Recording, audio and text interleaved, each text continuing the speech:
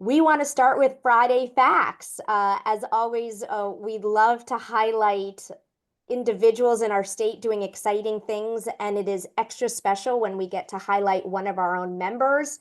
And in this case, one of our interns, I think this is our third time we're able to have a Friday Facts where we highlight one of our wonderful graduate interns. And so, with that, I want to just jump right into it. We have Jacqueline Zanders who came to us from UNC. And I don't want to say too much, but Jacqui, I'm going to have you unmute yourself so you can introduce yourself to the coalition and we'll talk about you a bit and how you're joining us and things you're working on. Hi everyone, I'm Jacqui. Not a huge public speaker, so I'm very nervous, but very excited to meet you all. And thank you so much for having me. I'm very excited to be an intern and to be learning from you and hopefully contribute something to you guys as well. All right, well then I will ask you questions so that way you don't have to worry about how to just go on and on and on like I can do. First, Oh, first of oh, all, okay. Sorry, I didn't realize I maybe overachieved a little bit. I made like a presentation. Did you want me to? I love it. We love overachievers. I share your PowerPoint. No, we love Okay. that. We love when people do that. All right. Can do I have access to? You should Okay. be able to. Yeah. Okay.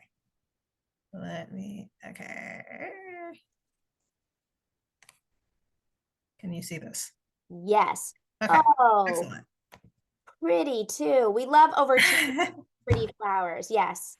um, okay, I will try not to like go too far into this, but yeah, I do much better reading off of something.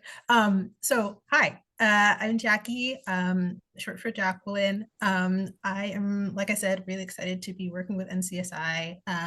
And I guess like Heather was talking about, wanted to tell you a little bit about myself, and then kind of why I'm interested in working with you guys and what I'm hoping to contribute, and learn more about as part of my internship. Um, and then I absolutely adore flowers, so that's why they're like everywhere in this presentation. um, but yeah, starting off, like I said, that's my name. I grew up in Tulsa. Well, technically Broken Arrow, but nobody knows where Broken Arrow is. So I usually say Tulsa. I went to school in Tulsa. I am one of two children. I have a younger brother who's a year and a half younger than me. Sorry, 2 years and a half younger than me.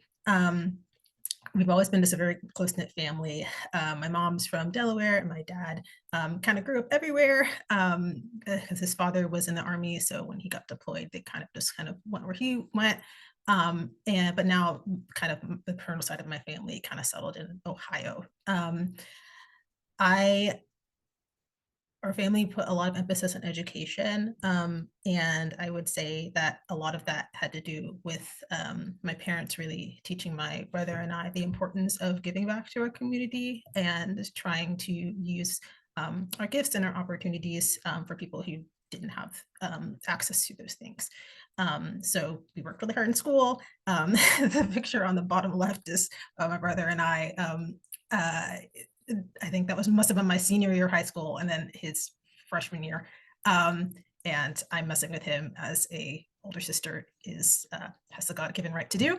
I really loved creative writing, reading, visual art, anything to do with storytelling and people, learning about people. And I had an interest in medicine early on, maybe not quite as early as that picture with the stethoscope makes it seem, probably around middle school. But just knew that I wanted to be a doctor and wanted to really just be with people in really hard times of their lives. So I graduated from high school in 2016, and I went off to Harvard University for college. I was class of 2020. If you remember what happened in 2020, that was a very auspicious year, but we'll get to that. I entered thinking that I wanted to do English, just because I loved writing and reading so much. But I think actually, I would say the best thing about Harvard were just the amount of people from different places and from different backgrounds that I met, not only from everywhere in the United States, but everywhere in the world. And I just met a whole lot of people who were not only lovely human beings, but taught me a lot about where they came from and what they believed about certain things and different perspectives I had never had. And I really became interested in getting to know people, not just in the pages of like a fiction book, but as far as learning about them in their own words and in a way that was respectful to them. So kind of last minute, I changed from English to social anthropology for my major, and got a lot of really good tools for ethnography and learning about people and interviews and talking to people. I other things that I did in college, I volunteered pretty much, I think maybe almost all 4 years, maybe like 3.5 years at a nursing home every week in the area. So we would do art projects with the seniors there, and that was really lovely. I am interested in Spanish. I did summer abroad in Chile, and that was like a kind of medical kind of Spanish trip. That's that picture in the bottom right there. And then I also did some creative writing, of course, and I also did about a year volunteering with a mobile clinic called the Family Van. They're really kind of unique model. They do purely preventive care. Doctors, white coats are not allowed in the van. It's very much going to people who, especially Black communities in the Boston area, who have had maybe not so great experiences with the, I guess, medical, like established medical system, and really working to build trust in those communities and help people take control of their own health and give them the tools that they can use, such as like knowing their blood pressure and, certain things about contraception and just a lot of really good educational work that they do. And I'm really thankful to the Family Van for the people who work there. I think that they have been really formative in how I think about what kind of doctor that I want to be. Like I said, 2020, COVID happened. So I had to move back to Tulsa for the last part of my senior year.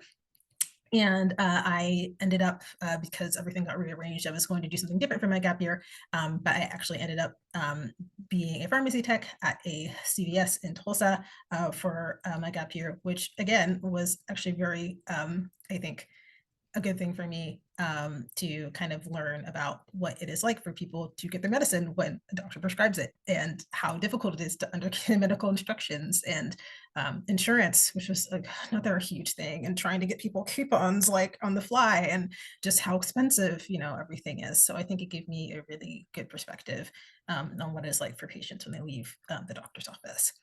And lastly, so I started at UNC School of Medicine in 2021. I'm interested in internal medicine, geriatrics, palliative care, and then I'm in the Compost Medical Spanish program. I decided kind of last minute, so to speak, to do my master's in public health at the end of my third year. So now I'm in my spring semester. I'm working with the lovely Heather Altman for my practicum. Very excited, very thankful. And then things I like to do, reading, baking. My favorite thing to make is challah. I really like braiding the loaves. That's a 4 strand. I'm hoping to do a 6 strand one day, but I'm kind of afraid. And also trying to learn to sew. So on the bottom right there is my first sewing project. It looks a lot more impressive in a picture than it is in real life, but hoping to continue to learn. And then I do some things on campus. So I help edit the Health Humanities Journal for students. I am involved in the Christian community here. I go to Christians in Medicine dinners about every week, every other week, if I can. My faith is really important to me and really shapes how I see patients and really my worldview in general. And then I volunteer at the Durham Center for Senior Life every Friday morning. The people there are amazing, and I absolutely love getting to meet all the seniors there. They're wonderful people. Okay, so a little bit about what I am about. So on the right there is a figure that we made for one of my MPH classes that was basically supposed to help you kind of think about things that are important to you and how you can apply them to your profession and your life. Very cheesy, but I think that it is still true, the things on it. So kind of my passions, reaching underserved populations and communities, people who, especially who have kind of lower levels of trust in the medical system for a lot of really valid reasons, unfortunately. I am very interested in kind of qualitative over quantitative research, and am I think both are very important, but I think that qualitative, so kind of like um, I think qualitative research kind of gets short shrift a lot of times in medical spaces, but kind of I take to heart the idea that quantitative, so like numbers, that kind of data shows us the what, and then qualitative research, so interviewing people and going to their communities, that is how you learn the how and the why. And I think that's very important in thinking about how to reach people, and how to make data work for them as opposed to just kind of having data floating around. I'm interested in the ideas of communication in medicine and public health, and approaching people in the way that they need to be approached, that they feel comfortable being approached and at their own pace, and really trying to meet people where they're at, and speaking to people in a compassionate way that lets them share their own side of things, even if it's something that you necessarily had never thought about or maybe not even agree with. Um, Learning to disagree constructively, seeing disagreements as an opportunity as opposed to a barrier to getting to know people. Um, every person is precious. So that's one of the mottos of the Christian in medicine group that I go to. This idea that everybody is infinitely precious, and very, very loved, and that no matter where they come from, what background they have, even what they do, that they are loved by God and that you should love them as well, and seek to you know, be compassionate and patient with everybody who you care for and everybody you come into contact with. And then advocacy is the reason why I'm doing my MPH. I'm still kind of building my toolkit and figuring out exactly what I want to do. So moving on to my internship with NCSI. So when I started, I reached out to Heather because I thought you guys were really great. And I specifically was really interested in an ongoing project that you guys have going on, as far as speaking to people about end-of-life care, and organ donation. And one thing that came up was that in a lot of Black and African American communities, there is a good deal of kind of apprehension about organ donation, as well as a need for organ donation and those discussions surrounding it to be happening in the Black community. And that's because Black and African American community across the country, including in North Carolina, there's a high burden of people who need transplants, but a historically lower proportion of people within the Black community who sign up to donate as opposed to, say, the white population. And so it would be helpful for there to be more donations within the Black American community, because kind of genetic markers and different things that allow for people to be matched, organs to be matched between people, they are more likely to match if you are from a similar ethnic background. Unfortunately, though, there are inequalities that exist throughout the organ donation and transplant pathway. I put a table from one of the reports that I'm reading. It's a very, very long report, so I have not finished it. It's like 250 pages or something. But one of the tables kind of summarizes some of the inequalities that have been found in different studies throughout the pathway from organ donation, or even talking about donation, all the way to transplant and to post care. And so there are a few of those that you can kind of read on the right. They just in general, there are studies that have shown that Black individuals are less likely to be put on a transplant wait list, even if you control for, so take away factors like their medical background, their medical status, even certain social factors like income. And there's also, of course, just the collective social memory of abuses within the medical system regarding the Black community. Everybody kind of knows Tuskegee and that sort of thing, but also just like even recent memories of being mistreated or spoken to differently, or that sort of thing within medical spaces, within hospitals and clinics, that make people kind of apprehensive about organ donation, concerns as well, just about what even is the process of organ donation, certain myths that tend to persist about organ donation, and then, of course, like I said, inequalities within the medical system. Um, Additionally, faith traditions and spirituality influence decision making about organ donation for many Black Americans. The church is a very strong, I guess, entity within a lot of Black communities, not only Christian, but of course other faith traditions as well. Um, and that is something that a lot of researchers have also been paying attention to. How do we talk to people about organ donation in a way that makes sense for them, and how they think about decision making when it comes to their faith as well. So kind of a bird's eye view of what I hope to accomplish with an internship. So I'm doing right now a literature review.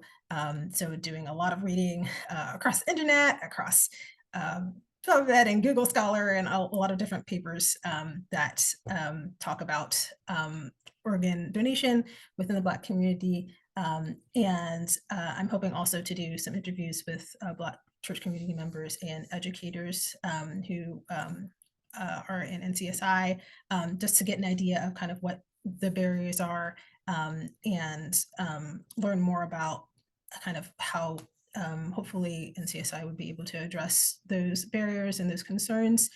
So I'll be generating a report at the end with my findings and recommendations, as well as like giving you guys a presentation.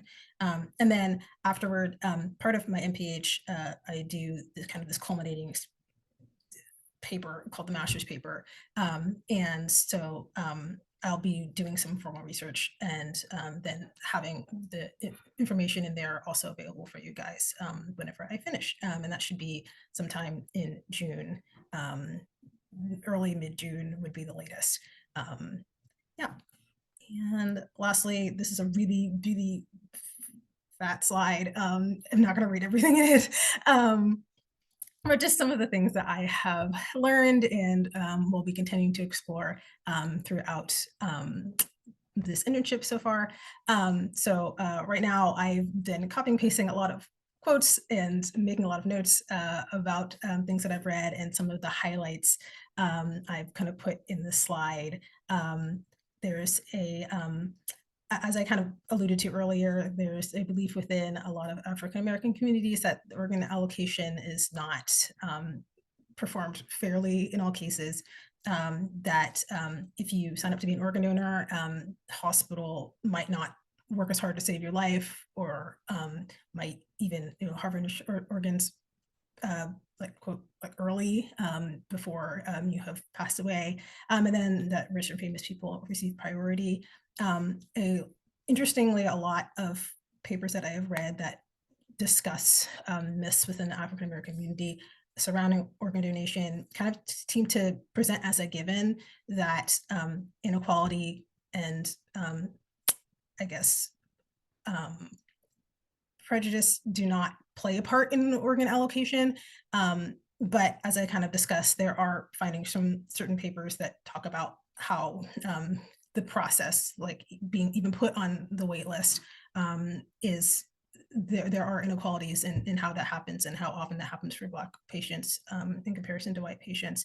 And so I question the idea that we should take as a given that there are not inequalities that we should address and be thoughtful about talking about whenever we talk to people who are concerned about putting on the wait list. I'm sorry, signing up to be an organ donor. Still kind of learning more about that. Also, it seems that a lot of people, including myself, are not quite clear about what the process is for donating your organs, and if there are protections for patients against being taken advantage of, for example. And it seems that people would a lot of times feel that they'd be more comfortable if they had a overview of that, and we're able to learn about that in more detail. So that's one thing that I'm wanting to put in my final report. Interventions targeting entire families may be an effective strategy. African American communities, the family is a big part of a lot of African American people's lives, and a lot of times, even if people are feel encouraged to donate after speaking to a community member or somebody who is presenting the idea of organ donation.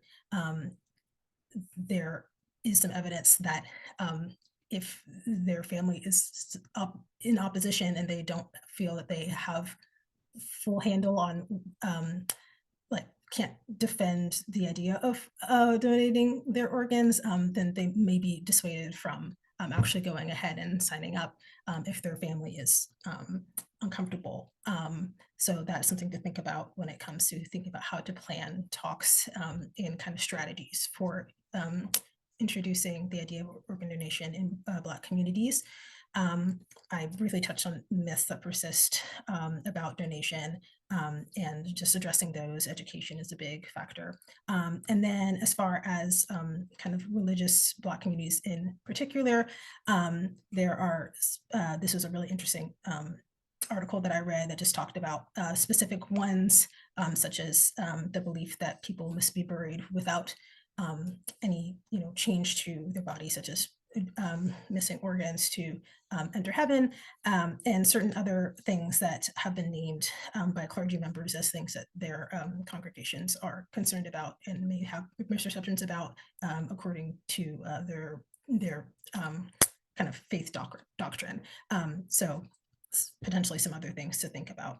And of course, making sure that clergy members and church leaders feel that they themselves are adequately educated, not only on the religious kind of arguments for or against organ donation, but also about just the other factors such as medical mistrust, or the process for organ donation that their members might have for them.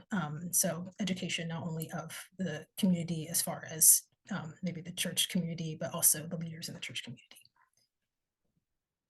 And okay, and then I just put some citations for some of the things I talked about. And thank you.